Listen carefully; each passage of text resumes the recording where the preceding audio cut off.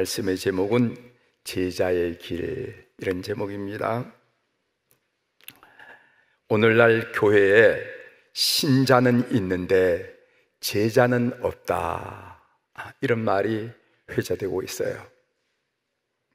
오늘날 교회에 신자는 있는데 제자는 없다, 이 말은 단지 믿는 것에 그치지 말고 주님을 따르는 제자가 되어야 된다 하는 그런 말이겠죠. 오늘 우리 권사님 읽은 본문은 마가복음의 중심 단락인 길 단락이라 라고 일컬어지는 말씀이에요. 왜 길 단락이라 했느냐면은 마가복음 8장 27절부터 10장 52절까지 가이사랴 빌립보로부터 출발해서 예루살렘에 가는 길 가운데, 길 노중에서 일어났던 사건과 사고와 말씀들을 기록한 내용이기 때문에 그 단락을 길 단락이라 이렇게 말합니다. 길 단락이 우리에게 소중한 이유는 뭐냐면은 그때 비로소 예수님이 자신의 순환을 예고했어요. 그래서 1차 순환 예고, 오늘 우리가 배우는 말씀은 2차 순환 예고인데, 그 순환 예고란 말은 무슨 말인가 하면은 내가 예루살렘에 올라가서 지도자들의 모함을 받고 고난을 받고 십자가에 달려 죽은 다음에 3일 만에 부활하리라 하는 말씀을 비로소 제자들에게 말했기 때문에 순환 예고라 이렇게 말한다는 겁니다. 그래서 이 순환 예고가 들어있는 이 길 단락의 중요한 것은 예수님의 길, 그것은 우리를 위해서 십자가에 돌아가신다 하는 것이고, 또 하나는 그 주님을 따르는 제자들의 삶은 어때야 되는가, 제자 도는 어떻게 되는가 하는 내용을 밀집해서 이렇게 가르치는 말씀이기 때문에 우리에게 중요하게 다가오는 말씀입니다. 이제 본문을 좀 구체적으로 살펴보도록 하겠습니다. 30절 보십시오. 30절, 그곳을 떠나 갈릴리 가운데로 지날새 예수께서 아무에게도 알리지 아니하시니, 이런 말씀이 있습니다. 마가복음 기자가 예수님과 제자들이 예루살렘에 올라가는 길에 있어서 다시 갈릴리를 언급하는 이유가 무엇일까? 갈릴리는 예수님이 처음 제자들을 만나서 나를 따라오라고 부르셨던 곳이 바로 갈릴리입니다. 제자들의 입장에서 보면은 그 갈릴리는 어떤 곳인가 하면은 첫 부름이 있었던 곳이고, 첫 사명이 있었던 곳이고, 첫 설렘이 있었던 곳이고, 첫 꿈이 있었던 바로 그곳이 갈릴리라는 곳이죠. 오늘 마가복음 기자가 이런 의미가 있는 갈릴리를 다시 한번 언급함으로써 제자들에게 묻고 있는 것입니다. 제자들은 어떤 목적으로 예수님을 따랐는지 되돌아보라는 것입니다. 이것이 갈릴리라 하는 이 지명을 다시 되새기는 이유라고 우리가 알게 됩니다. 31절 32절을 보겠습니다. 이는 제자들을 가르치시며 또 인자가 사람들의 손에 넘겨져 죽임을 당하고 죽은 지 3일 만에 살아나리라는 것을 말씀하셨기 때문이더라. 그러나 제자들은 이 말씀을 깨닫지 못하고 묻기도 두려워하더라. 오늘 말씀 읽은 말씀이 바로 예수님이 고백한 제2차 순환 예고예요. 제자들은 제2차 순환 예고를 듣고 그 말씀의 뜻을 묻기도 두려워했다고 했습니다. 왜냐하면 예수님에 비해서 자기들의 기대와 바람과 전혀 상관이 없거나 전혀 다른 대답이 나올 것 같아서 묻기도 두려워했다, 이렇게 성경은 기록하고 있는 것입니다. 예루살렘으로 가는 예수님의 길은 죽으러 가는 길이었습니다. 그러나 제자들 가운데 이 길을, 그 예수님의 걸음을 진심으로 이해하고 지지하는 사람은 단 한 사람도 없었어요. 이어서 나오는 말씀이 말씀에서 예수님은 참 제자도를 설명하고 있는데 33절부터 50절에 나오는데, 오늘 우리가 본문으로 읽기로는 조금 길은 같아서 37절까지 읽었지만은 마지막까지 여러분들에게 설명을 드리도록 하겠습니다. 예수님은 이 예루살렘의 길 가는 길은 죽음의 길이라고 했어요. 그렇다면은 그 죽음의 길을 가시는 예수님을 따르는 제자들의 삶은 어떻게 되는가? 이 내용을 조금은 단순하지만은 단박하게 우리들에게 말씀한 내용이 오늘 본문의 내용이 되겠습니다. 참 제자는 어떤 것인가? 첫 번째로 예수님의 참 제자는 섬기는 자이다 라는 말씀이 33절부터 30절까지 나옵니다. 예수님은 대속적인 죽음을 죽으시기 위하여 예루살렘에 올라가시는데 그 길에서 제자들은 서로 누가 크냐 라고 쟁론하는 모습을 보게 됩니다. 34절이죠. 그들이 잠잠하니 이는 길에서 서로 누가 크냐 하고 쟁론하였음이라. 여기 길에서 라는 단어가 또 나오죠. 쟁론하였음이라 하는 말씀이 있습니다. 비록 제자들이 주는 그리스도신이다 라고 신앙 고백을 했을지라도 그들이 예수님을 따르는 목적과 동기는 세속적인 것이었습니다. 그들이 이해한 메시아는 정치적인 메시아로서 예수님을 따르면은 언젠가는 세속적인 영화를 누리게 될 수도 있다라는 나름대로의 꿈과 계획을 가지고 예수님을 따랐음을 보여준다는 것이죠. 본문에서 보는 대로 제자들의 첫 번째 위험이 무엇인가 하면은 신앙을 빙자한 세속적인 야망을 성취하려는 것이라는 거예요. 예수님이 제자들을 가리키면서 첫 번째 위험으로 지적하는 것이 뭐냐면은 신앙을 빙자해서 자신의 세속적인 야망을 성취하려는 그 욕심, 그것이 가장 위험한 것이다 라고 말씀하신 것입니다. 이런 모습이 오늘날 교회의 비극적인 모습이요, 저와 같은 목사의 슬픔이기도 합니다.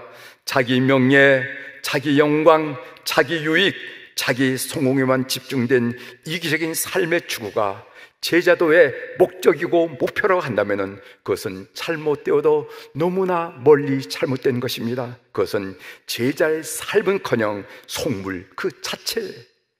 35절 읽어드립니다. 예수께서 앉으사 12제자를 불러 이르시되 누구든지 첫째가 되고자 하면은 무사람의 끝이 되며 무사람을 섬기는 자가 되어야 하리라. 누가 크냐, 네가 크냐, 내가 크냐, 내가 힘 있느냐, 네가 힘 있냐 라고 장론할 때 예수님이 가르쳐준 35절의 말씀입니다. 누구든지 첫째가 되고자 하면은 무사람의 끝이 되며 무사람을 섬기는 자가 되어야 하리라. 이 주님의 제자로서의 삶은 세상적인 것과는 전혀 다른 건데 그것은 바로 한마디로 섬기는 삶이라 이 것입니다. 그러면 섬기는 삶이라는 것이 도대체 뭐냐? 이것은 어린 아이와 같은 사람들을 섬기는 것이라 하고 우리 주님께서 어린 아이들을 예를 들었습니다. 37절이죠. 누구든지 내 이름으로 이런 어린 아이 하나를 영접하면 곧 나를 영접하며 라는 말씀이 상반절에 있습니다. 오늘날과는 달리 그 당시 어린 이와 여자는 사람 취급을 받지 못하는 천한 존재로 그 사회에서 여겨졌다는 겁니다. 우리가 성경에서 많이 배웠지요. 그 당시 사람을 인원수를 셀 때도 여자 빼놓고 어린아이 빼놓고 장성한 남자들만 헤아렸다 이 말이죠. 그러니까 그 당시 여기 나온 이 여자와 어린아이는 그것은 사람 취급도 조차 받지 못하던 그런 천한 사람이에요. 따라서 여기서 어린아이라는 것은 절대적으로 도움이 필요한 유약한 자들을 말합니다. 오늘날 어린아이라 같은 그런 개념으로 이해하시면 안 됩니다. 오늘 어린아이는 얼마나 사랑을 많이 받습니까? 얼마나 사람의 관심을 많이 받습니까? 그런데 옛날은 그렇지 않은데 그때 어린아이야 어린아이. 이처럼 제자의 삶은 공동체에서 성김과 돌봄이 필요한 비천하고 연약한 자들을 영적으로 육적으로 돌보는 것을 보고 섬기는 삶을 말하고 제자는 바로 이런 섬김을 삶을 살아야 된다라고 가르쳐 주셨던 것입니다.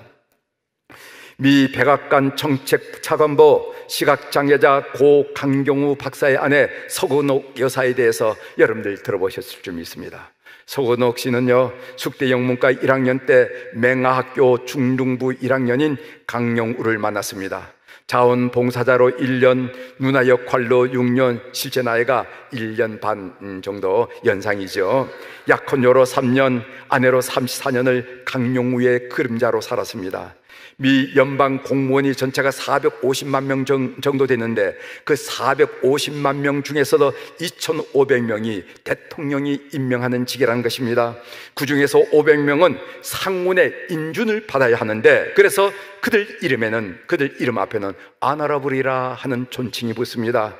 부시 대통령 때 시각장애자인 강용우는 대통령 직속 국가장애위원회 정책차관으로서 그의 이름에 아나러블이라 하는 명칭이 붙었습니다. 그의 두 아들 중에 첫째 강진석은 안과 의사로, 왜 안과 의사가 됐냐면 평생 앞을 보지 못하는 아버지, 그걸 생각하고 아버지의 눈을 뜨게 하겠다고, 빛을 보게 하겠다고 안과 의사로. 그리고 둘째 강진영은 연방상원 법사위원회 고문 변호사 일하고 있습니다. 서근옥 여사의 인터뷰에 의하면은 그 가정이 항상 밥상머리에서 강조하는 것은 바로 섬김의 삶이었습니다. 우리들의 본면과 한번 비교해 보세요. 밥상머리에서 세상을 잘 섬기기 위해서 공부해라, 세상을 더 잘 섬기기 위해서 일하라, 세상을 잘 섬기기 위해서 열심히 노력하라. 너가 왜 공부하고 열심히 노력하고 열심히 일해야 되냐 하면은 그래야만 더 넓게 더 깊게 세상을 섬길 수 있기 때문이야. 그런 대로 살면은 너 한 목숨 못 살겠니? 그게 중요한 것이 아니라 세상을 섬기려고 한다면은 더 열심히 더 공부하고 일하고 노력해야 된다. 이것이 늘 밥상머리에서 그들이 교훈하는 이야기였다. 그런 얘기를 여러분들이 들으신 줄 믿습니다. 그 사회가 얼마나 성숙한 사회냐라는 것을 가름하는 척도가 있습니다. 그 사회가 4만 불이다, 개인당 국민 소득이 5만 불이다, 이래서 그 사회가 성숙했다고 아무도 이야기하지 않아요. 그 사회가 얼마나 성숙했느냐를 가름하는 척도는 그 사회가 유약한 사람들, 노약자들이라든가 지체 부자유자들이라든가 이주노동자라든가 탈북자들을 얼마나 돌보느냐에 달려 있습니다. 세력 있고 부유한 사람들이 중심이 된 사회는 좋은 사회가 아닙니다. 가진 자들과 세력 있는 자들이 하나님의 사랑으로 가난하고 연약한 사람들의 울타리가 되어준 사회가 진정으로 하나님이 다스리는, 하나님의 다스림을 받는 좋은 사회입니다. 그런 사회가 우리 성도들이 꿈꾸는 하나님 나라가 아니겠습니까? 그런데 오늘 우리 사회는 어떠합니까? 우리가 섬기고 있는 우리 수배교회는요, 참 성숙되었다, 이런 생각을 많이 합니다. 저는 목사로서 교회를 섬기면서 우리 교회는 참 성숙되었다 생각을 많이 해요. 우리 교회는 끊임없이 주의를 살피는 교회입니다. 아랍 선교위원회를 중심으로 이주민들을 살피고, 북한 선교위원회를 중심으로 탈북자들을 섬기고, 남선교회와 선한 사마리아 봉사대를 중심으로 노숙자들을 섬기고, 남녀 선교회를 중심으로 미자립 교회들을 섬기고, 해외 선교위원회를 중심으로 애국인 환우들을 끊임없이 보살피고 섬기고 있어요. 여러분들이 이 영상으로 광고를 보면 거의 광고의 3분의 2는 우리가 지난주에 어떻게 섬겼습니다, 이런 보고를 여러분들이 보시게 될 줄 믿습니다. 예수 그리스도의 제자로 살려는 몸부림이라고 저는 생각합니다. 여러분들 가운데 이런 일에 마음은 있지만은 참여하지 못한 교우들이 있으면은 이런 일에 기쁜 마음으로 참여하면서 예수 그리스도의 제자의 삶을 훈련하는 교우들이 되기를 주의 이름으로 부탁을 드립니다. 두 번째로 예수님의 참 제자는 관용하는 자라는 겁니다. 관용, 받아들일 줄 아는 사람, 그 말씀이 38절부터 42절에 나와요. 오늘 본문에 보면은 예수님의 제자들은 독선적이고 편협한 태도를 취하고 있습니다. 38절을 읽어드리겠습니다. 요한이 예수께 여짜오되, 선생님, 우리를 따르지 않는 어떤 자가 주의 이름으로 귀신을 내쫓는 것을 우리가 보고 우리를 따르지 아니함으로 금하였나이다 라는 말씀이 있어요. 우리를 따르지 아니함으로 금하였나이다. 여기서 제자도의 두 번째 위험은 무엇인가 하면은 독선과 아집에 사로잡혀서 파당을 지는 것이라 라고 우리 주님은 지적하고 있는 것입니다.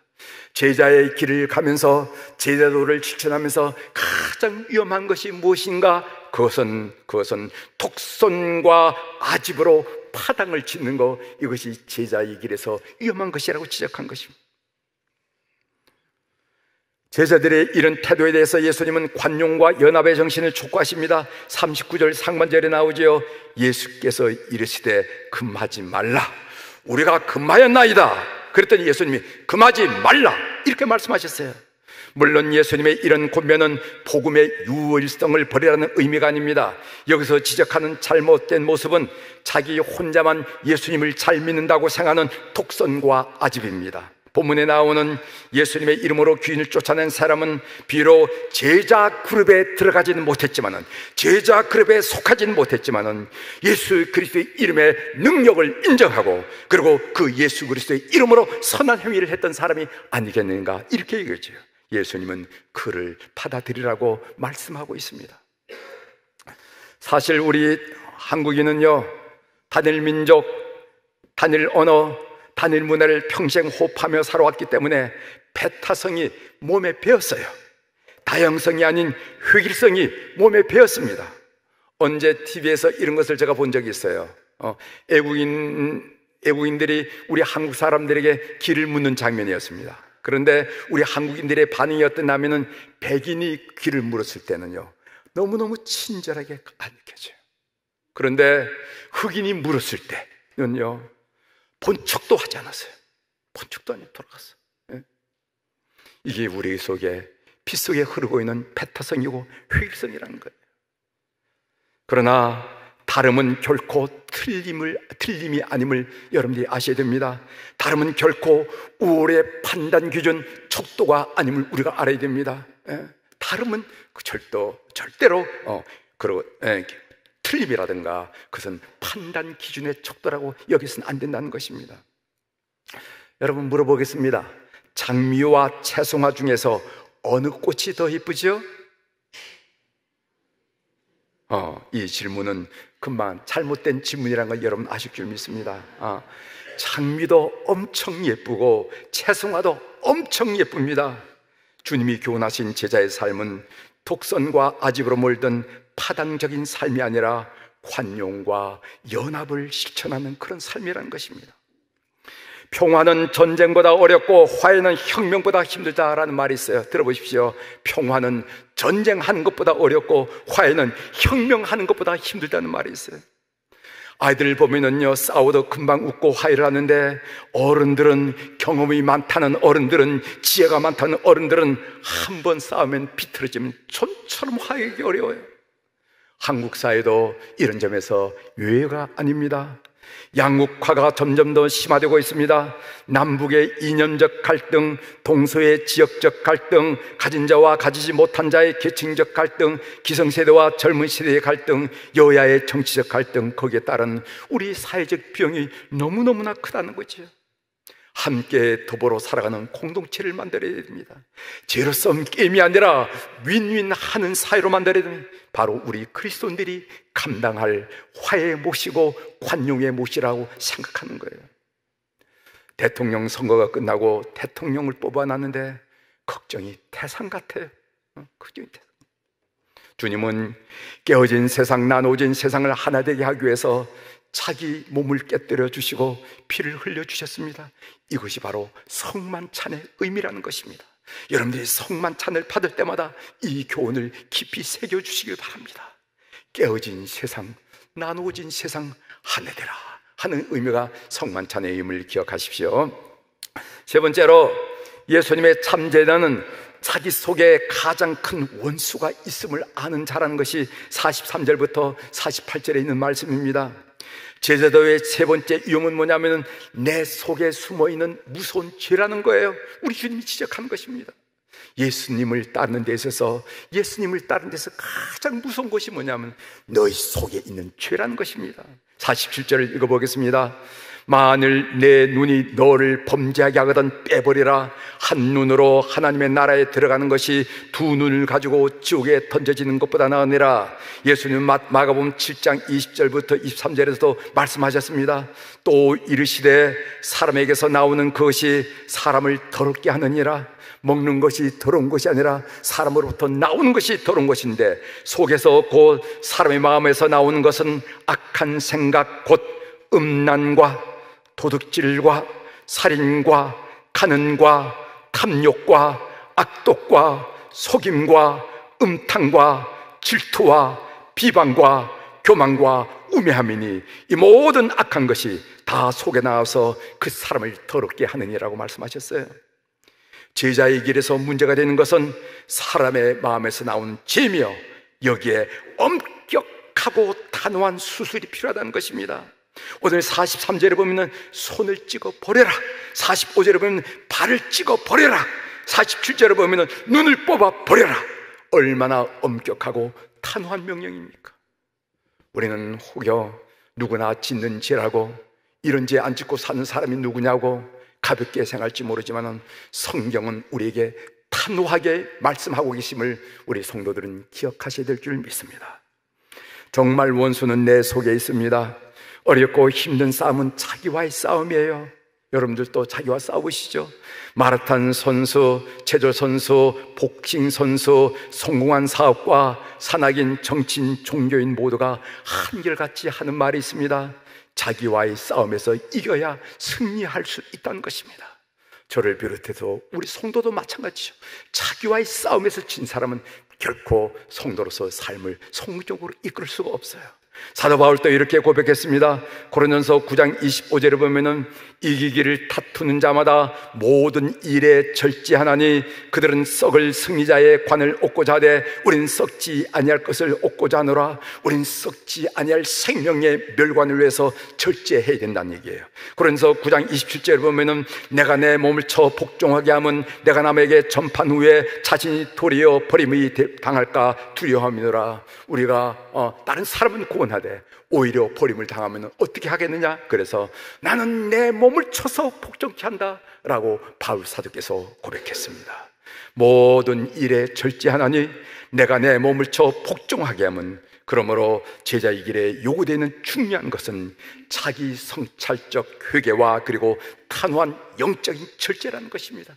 우리가 순례의 길을 가면서, 제자의 길을 가면서 끊임없이 자기를 성찰해야 되고, 그리고 말씀에 어긋난 일이 있으면 절제 끊어버리는 것, 제하여버리는 이런 결심이 있지 않으면 제자도의 길을 갈 수가 없다는 것을 주님께서 말씀하셨습니다. 결론적으로 제자의 삶에는 사랑의 섬김이 있어야 되고, 서로를 받아들이는 관용이 있어야 되고, 자아 성찰적 회개가 있어야 된다. 이것을 잊어버려서도 안 되고 잃어버려서도 안 된다는 것입니다. 그의 삶에서 비록 성도란 삶 이름은 가졌지만은, 이런저런 직분은 가졌지만은, 그의 삶에서 이런 특성이 나타나지 않는다면은 그는 예수 그리스도의 제자가 아니라는 거예요. 그게 아니라는 거예요. 이상과 같이 본문을 정리하고, 본문에서 제가 받은 은혜를 좀 한번 여러분들에게 나누면서 오늘 결론을 좀 맺을까 합니다. 본문에 나오는 제자도에 대한 대하여 묵상하면서 다시 한번 묻게 되더라고요. 그렇다면은 나는 신자인가 제자인가? 이 질문 안 하면은 이거 뭐 그냥 말로 끝나는 거 아니겠습니까? 그렇죠? 이 본문을 묵상하면서 제자도의 길을 주님께서 가르친 이 본문을 읽고 묵상하면서 저에게 던져진 질문은, 그렇다면 너는 신자이냐 아니면 제자이냐?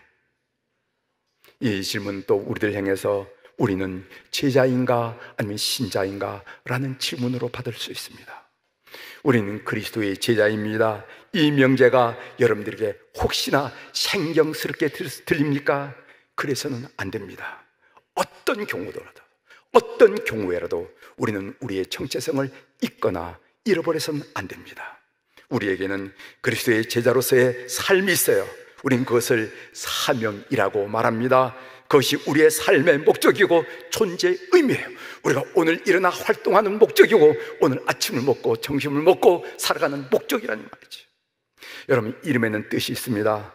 아브람이라 하는 이름의 뜻은 존귀한 자란 뜻이고, 사레라 하는 이름의 뜻은 공주란 뜻이지요. 참 이름이 좋지 않습니까? 어느 날 하나님이 그들의 이름을 바꾸라고 명령하셨습니다. 아브라함을 아브라함, 열국의 아비로 바꾸고, 사레를 뭐라고 바꾸냐면 사라, 열국의 어미라고 이름을 바꾸라고 명령하셨어요. 열국이란 말이 들어간 거죠.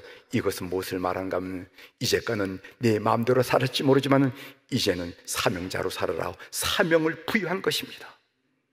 오늘 우리에게 아브라함으로 살 것인가, 아니면 사명자인 아브라함으로 살 것인가, 사레로 살 것인가, 아니면 사명자인 사라로 살 것인가, 우리에게 성경은 질문하고 있습니다. 사랑하는 교회 여러분, 하루를 살아도 아브라함, 사라로 사는 교우들이 되기를 주의 이름으로 고면합니다. 새벽 기도 때 말씀드렸습니다마는 기독교 방송 TV에는요, 내가 매일 기쁘게라는 그런 프로그램이 있습니다. 지구촌 교회 담임 목사이신 김우준 목사님이 그 교회 청빙 받기 전에 간증한 내용이 있더라고요. 29살 신학대학 원 1학년 때 눈꺼풀이 무거워 눈을 뜰 수가 없었습니다. 2주의 병원에서 중증 근육 무력증이라 하는 그런 진단을 받게 되었습니다. 고대병원에 입원했습니다. 담당 의사는 이미 눈과 얼굴 근육에서부터 근육 무력증 증상이 나타난다. 6개월 후에는 전신 마비가 될 것이다. 손가락 하나 까닥하지 못하게 된다 라고 말씀을 했어요. 사형 선고였죠. 그는 하나님께 나를 데려가 주옵소서. 손가락 하나 까닥하지 못한 인생이 무슨 삶입니까? 나를 데려가 달라고 기도했어요. 그렇게 울부짖어 기도하는 가운데 그가 만난 말씀이 욥기 1장 21절의 말씀입니다. 욥기 1장 21절의 말씀은 이렇게 말씀하고 있어요. 이르되 내가 모태에서 알몸으로 나왔사온즉 또한 알몸이 그리로 돌아가올지라. 주신 이도 여호와시요 거두신 이도 여호와시오니 여호와의 이름이 찬송을 받으실지니이다 하고, 그때 그는 하나님이 그의 삶의 주인이심을 깊이 깨달았다는 것입니다. 늘 교회 나오면 주여 주여라고 부르고 주님 주의 이름을 많이 불렀지만은 그때 비로소 그는 내 삶의 주인은 하나님이시구나를 깨달았다는 것입니다. 내 몸의 소유권은 하나님께 있다. 주인이신 하나님이 가져가시겠다고 하시면은 가져가셔야지. 주님, 내가 내 몸의 주인 행사를 하고 살아왔음을 용서하여 주옵소서. 몸과 생명을 주님께 내려놓으니까 그제야 마음의 평안이 다가오고 자유로워졌습니다. 그전까지는 가장 불안하고 초조하고 두렵고 어쩔 줄 모르고 이런데, 그렇지, 내 몸, 내 생명조차도 하나님 손에 다 내려놓으니까 그 다음에 자유스러워지는 거예요. 평화스러워지는 거예요. 6개월밖에 남지 않았다면 난 뭘 해야 하나? 당연히 전도해야지. 그게 내 사명이지. 전도 생각이 나더라는 겁니다. 하나님의 심판대 앞에 서려면 전도해야 될 것이 아닌가. 반드시 하나님께 나를 물을 텐데, 나에게 물을 텐데, 너는 생명을 미치나 구했느냐고 물을 텐데 대답할 걸 준비해야 될. 그래서 그는 릉거대를 끌고 다니면서 병원에서 전도하기 시작했습니다. 전도를 받은 환우들은 태어나게 되면 꼭 교회에 가보겠습니다라고 약속해 주었습니다. 동병살년이라고 환우들이 전도를 잘 받았어요. 건강한 사람이 전도하면은 당신은 건강하니까 그렇게 말할 수 있지. 거절했는데 같은 환우복을 입고 전도를 하니까 그렇게 전도가 잘 되더라는 거예요. 그는 말합니다. 지금 뒤돌아봐도 3개월 전도할 그때가 내 인생 중 가장 행복한 시간이었다. 그렇게 전도하면서 자기 자신도 모르게 치료 불가하던 근육이 풀어지기 시작했습니다. 담당 의사가 하는 말이 의학적으로는 설명할 길이 없다. 하나님이란 분이 살아계실지도 모르겠다라고 말하더라는 겁니다. 그분은 예수를 믿는 분이 아니기 때문에 의학적으로 설명할 길이 없는데 하나님이란 분이 살아계실지도 모르겠습니다 하고 그렇게 말하더라는. 그래서 퇴원하게 되었고 현재 지구촌 교회의 담임 목사로 부임하여 사역하고 있습니다. 이 간증에서 가장 인상 깊은 단어는 무엇인가 하면은 남은 6개월 동안 무엇을 할까, 뭘 할까 였습니다. 전도지요. 그것이 바로 사명이라는 것입니다. 기억하십시오. 사명은 여러분의 생명과 관련이 있습니다. 사명은 생명과 관련이 있습니다. 아프리카를 3번이나 횡단하면서 선교했던 선교사 리빙스턴은 이렇게 고백했어요. 여러분, 리빙스턴을 탐험가로 이렇게 알지만 리빙스턴은 원래 선교사였습니다. 그는 아프리카를 3번이나 횡단하면서 선교했는데 그가 이런 말을 고백했어요.